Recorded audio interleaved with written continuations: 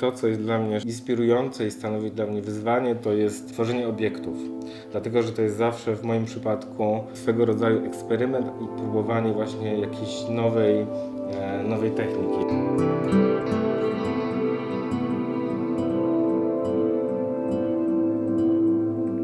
Trudnością było właśnie wycięcie w drewnie kształtu bramy, czyli wycinamy z drewna najpierw ten obrys jakby tej paszczy, a później jakby zbudowanie ze stalowej siatki tych wypukłości. Rama ma bardzo organiczny kształt, czyli nie ma w niej żadnych kątów prostych, wszystko jest właśnie obłe i przedstawia taką jakby rozdziawioną paszczę stwora z takimi sterczącymi uszami i też ma takie małe, śpiczaste ząbki, które właśnie podkreślają to rozwarcie tej paszczy. Ta rama robi to, że ten obraz staje się też obiektem samym w sobie, takim zamkniętym całym obiektem.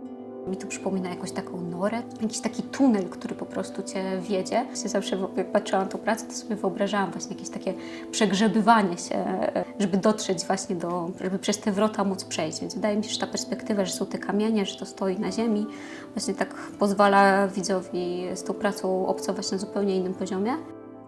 Dla mnie też istotnym elementem było pokazanie tych postaci właśnie jako takie wielokolorowe postaci, bo to z kolei właśnie się odwołuje do tej średniowiecznej ikonografii przedstawienia tych innych, dziwnych ludzi właśnie w różnych kolorach, czerwonych, zielonych.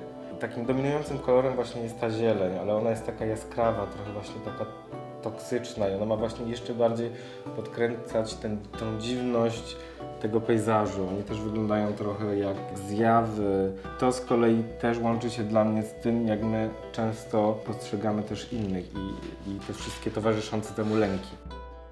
I tutaj mamy przykład Bramy Piekieł, która zainspirowała mnie do stworzenia obrazu Paszcza Piekieł.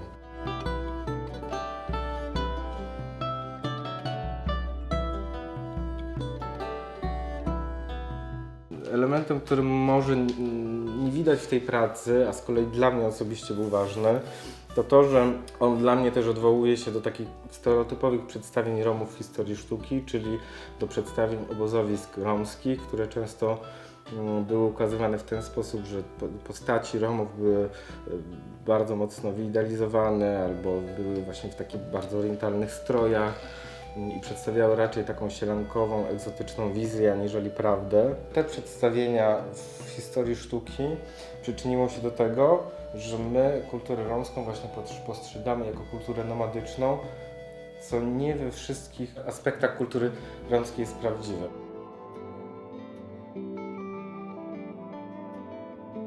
Najdziwniejszą rzecz, jaką słyszałem na temat swojej sztuki, to jest to, że jeżeli bym bardziej w dosłowny sposób mówił o swojej romskiej tożsamości i queerowej tożsamości, to byłbym w innym miejscu niż jestem teraz. To stwierdzenie prowadzi mnie do takiej konkluzji o jakimś dziwnym koniunkturalizmie, który może funkcjonuje w świecie sztuki. Oczywiście ja się nie wstydzę swojego pochodzenia i zawsze o tym mówię i nie jest tajemnicą, że ja jestem Romem i się do tego odwołuję, ale staram się, żeby moje prace były po prostu dobrymi, fajnymi obrazami, które mówią o ważnych rzeczach, ale w taki metaforyczny, magiczny, trochę baśniowy sposób.